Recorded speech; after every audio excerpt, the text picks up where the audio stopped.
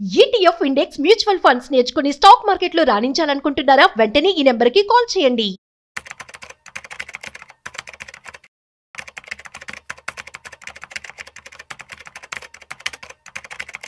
Sir నమస్తే sir. నమస్తే sir.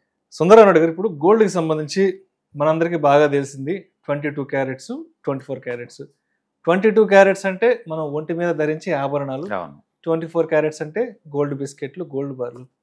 But ఈ మధ్య కాలంలో ఈ గోల్డ్కి సంబంధించి మళ్ళా ఏదో 18 క్యారెట్స్, ఏదో మళ్ళీ 14 క్యారెట్స్, 9 క్యారెట్స్, 10 క్యారెట్స్ అంటే కూడా రకరకాల గోల్డ్ క్లాసిఫికేషన్ వచ్చేసింది. మళ్ళీ దీంట్లో ఏదో రోజ్ గోల్డ్ అంట, వైట్ గోల్డ్ అంట, బ్లూ గోల్డ్ అంట, రకరకాల క్లాసిఫికేషన్ కదా. ఒక్కసారి అసలు గోల్డ్కి సంబంధించినటువంటి ఎటువంటి క్లాసిఫికేషన్స్ ఉన్నాయి, దేని ఎలా అర్థం చేసుకోవాలి? అచ్చం ప్యూరెస్ట్ గోల్డ్ అంటే 24 క్యారెట్స్ అండి. 99.9% గోల్డ్ ఉన్న దాన్ని మనం ప్యూరెస్ట్ గోల్డ్. ఆ గోల్డ్ అంటే 24 క్యారెట్స్ అనమాట. అయితే ఇది మరీ వెరీ సాఫ్ట్ గా ఉంటది. ఎంత సాఫ్ట్ అంటే గట్టిగా వచ్చాం అనుకోండి, డిజైనింగ్ అంత పోద్ది. గట్టిగా ఫోర్స్ గా నువ్వు నొక్కావంటే డిజైన్ పోతుంది. అలాంటి మేడం మీద మనం ధరించలేం కదా. ప్రెజర్ గ్రోత్ ఊరిన డిజైన్ పోతుంది కదా, అప్పుడు ఆర్టిజన్ యొక్క వర్క్ పోతుంది కదా. అందుకని దీన్ని బంగారం రూపంలో మనం బిస్కెట్స్ రూపంలో నిల్వ ఉంచడానికి పనికొస్తుంది తప్ప వంచడానికి పనికిరాదు. ఎందుకంటే గట్టిగా ప్రెజర్ క్రియేట్ చేస్తే ఒత్తుపోద్దు కాబట్టి. అందుకని మనోళ్ళు ఏం చేస్తారంటే దాన్ని ఆర్నమెంట్ లోకి వాడటం కోసం బంగారాన్ని తగ్గిస్తారనమాట. బంగారం ప్యూరిటీని తగ్గిస్తే వేరే మెటల్ ని లోడ్ చేస్తారు. సో 22 క్యారెట్స్ అన్నాం అనుకోండి, 91.6% గోల్డ్ ఉంటుంది. 91.6% గోల్డ్ ఉంటుంది. రెస్ట్ ఆఫ్ థింగ్స్ ఏంటంటే వేరే మెటల్స్, కాపర్ కావచ్చు, పెడలియం కావచ్చు, లేకపోతే మన సిల్వర్ కావచ్చు, వీటిని యాడ్ చేస్తారు ఆ స్ట్రెంత్ కోసం. ఓకే, ఇప్పుడు ఇది సాఫ్ట్ అయిపోద్ది, వెరీ సాఫ్ట్ నుంచి కొంచెం సాఫ్ట్ అయిపోద్ది ఇది. కాబట్టి నువ్వు ఇంకా డిజైన్ చేసుకోవచ్చు, దారం లాగా థ్రెడ్స్ లాగా ఓపెన్ చేసుకోవచ్చు అన్నమాట నీకు. So 22 carats very popular. 22 carats తర్వాత 18 క్యారెట్స్ అండి. 18 అంటే 75% గోల్డ్ ఉంటుంది. ఓన్లీ 75% గోల్డ్ ఉన్న ఆర్నమెంట్స్ ని మనం 18 క్యారెట్స్ అంటాం అనమాట. ఇది కొంచెం డోరబుల్. యాక్చువల్గా మెజారిటీ ఆర్నమెంట్స్ అన్ని దీంట్లో తయారేస్తారు, 18 క్యారెట్స్ తయారేస్తారు. మెజారిటీ హెవీ గోల్డ్ ఉంటాయి, డిజైన్స్ ఉంటాయి చూసావా. ఆ హెవీ అంటే మరీ సాఫ్ట్ గా ఉండకూడదు, దీంతో 18తో చేస్తారు అనమాట. ఓకే, తర్వాత 14 క్యారెట్స్ అండి. 58.3% గోల్డ్. 58% గోల్డ్, దాన్ని మనం 14 క్యారెట్స్ అంటాం. ఇది ఇంకా స్ట్రాంగ్ గా ఉంటది ఇది, ఎందుకంటే ఎక్కువ వేరే మెటల్స్ యాడ్ చేసాం, గట్టి స్ట్రాంగ్ గా ఉంటుంది అనమాట. 10 క్యారెట్స్ అంటే నథింగ్ బట్ 41% గోల్డ్. 41% గోల్డ్ ఉంటుంది అంటే మిగతా 60 వేరే ఉంటుంది. అవును, అది వెరీ స్ట్రాంగ్. అది వెరీ స్ట్రాంగ్ అనమాట. ఎందుకంటే గోల్డ్ తక్కువ, అదర్ లోహాలు ఎక్కువ ఉన్నాయి కాబట్టి అది స్ట్రాంగ్ గా మంచి ఇనప కడ్డీ లాగా ఉంటాయి. వెరీ స్ట్రాంగ్ గా ఉంటుంది. బట్ గుర్తుపెట్టుకోండి, ఇండియాలో 22, 18 ఇలా పేరు కానీ వేరే కంట్రీలో చాలా మంది 10, 14 చేపించుకుంటారు. ఆ కంట్రీని బట్టి ఉంటుంది అది. బ్లాక్ గోల్డ్ మనం యాక్సెప్ట్ చేస్తాం ఇండియాలో. అసలు బ్లాక్ అంటే వ్యాక్ అంట, గోల్డా అంట. బ్లాక్ అంటే ఇండియాలో పచ్చంగా ఉండాలి గోల్డ్ అంటే. అంటే ఒక్కొక్క కంట్రీలో ఒక్కొక్క దానికి ఇష్టపడతా ఉంటారు అనమాట. అట్లానే కొన్ని కంట్రీలో 18, 10, 14 ఇష్టపడతారు. సో 10 క్యారెట్స్ గోల్డ్ అంటే 41% గోల్డ్ మాత్రమే ఉంటుంది, వెరీ స్ట్రాంగ్ గా ఉంటుంది. అండ్ 14 క్యారెట్స్ గోల్డ్ అంటే మాత్రం 58% గోల్డ్ ఉంటుంది, ఇది కూడా స్ట్రాంగ్ గా ఉంటుంది. 18 క్యారెట్స్ అంటే 75% గోల్డ్. 22 అంటే 91.6% గోల్డ్. 24 అంటే అల్టిమేట్ గా 99.9% ప్యూర్ గోల్డ్ అనమాట. ఇవి మనం క్యారెట్స్ ప్రకారంగా చెప్పుకుంటే.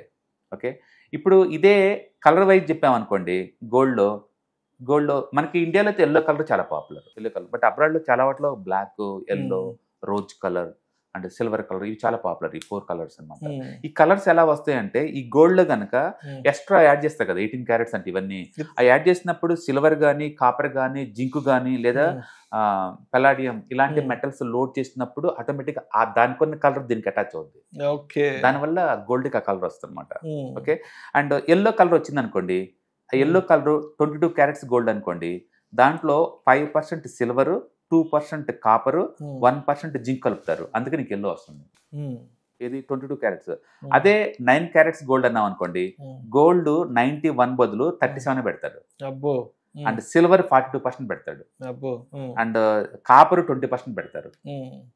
ఇది 9 క్యారెట్స్ గోల్డ్ అంటే సిల్వర్, కాపర్ ఆ రెండు లోడ్ చేయడం వల్ల ఎల్లో కలర్ వచ్చేస్తాను నీకు. అందుకని కలర్ ఎందుకు వస్తుంది అంటే ఈ కాపరు, జింకు, సిల్వర్ ఈ పెట్టడం వల్ల నీకు ఆ కలర్ వస్తుంది అనమాట. అదే నీకు రోజ్ కలర్ కావాలనుకోండి 22 క్యారెట్స్లో 91% గోల్డ్ పెడతాడు, 22% కాపర్ యాడ్ చేస్తారు. కాపర్ కలర్ రెడ్ కాబట్టి ఆటోమేటిక్ రోజ్ కలర్ వచ్చేస్తుంది. ఓకే, నీకు రోజ్ కలర్ గోల్డ్ కావాలా, దానికి కాపర్ని యాడ్ చేసుకోండి, ఏది 30% దాకా. అదే నీకు వైట్ కలర్ గోల్డ్ కావాలా, వైట్ కలర్ గోల్డ్ 22 క్యారెట్స్ అనుకోండి, నీకు ఎక్కువ సిల్వర్ని లోడ్ చేయాలి.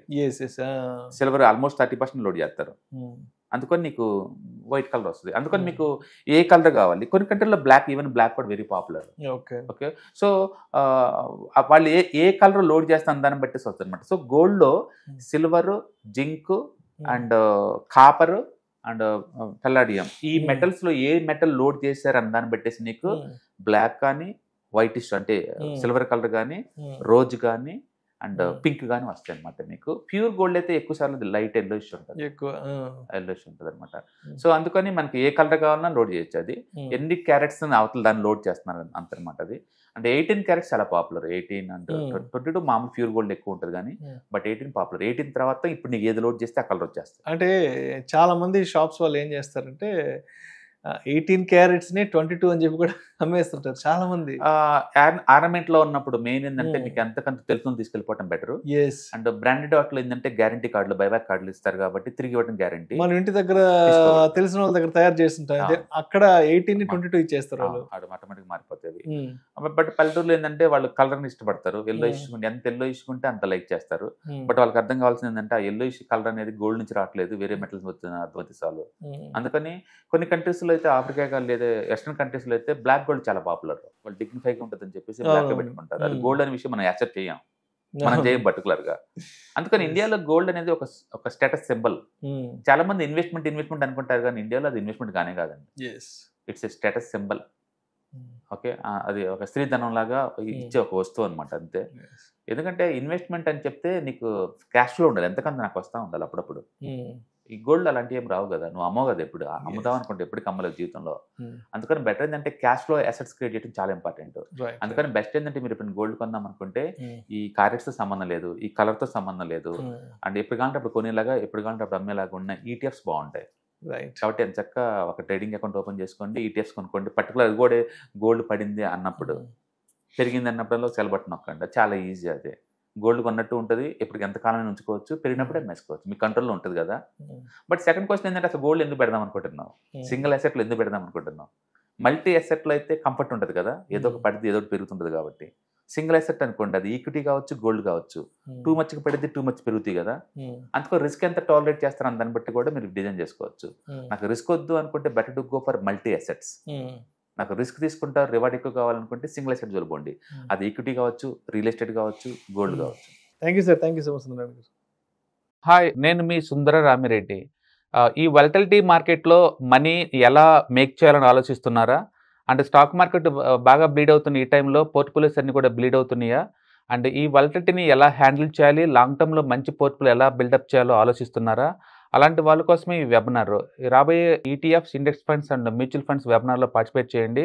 మీ నాలెడ్జ్ పెంచుకొని రిస్క్ని మినిమైజ్ చేసుకోండి. స్టాక్ మార్కెట్లో ఉన్న ఇలాంటి వాలటిలిటీని ఎలా హ్యాండిల్ చేయాలో తెలుసుకోండి. Thank you.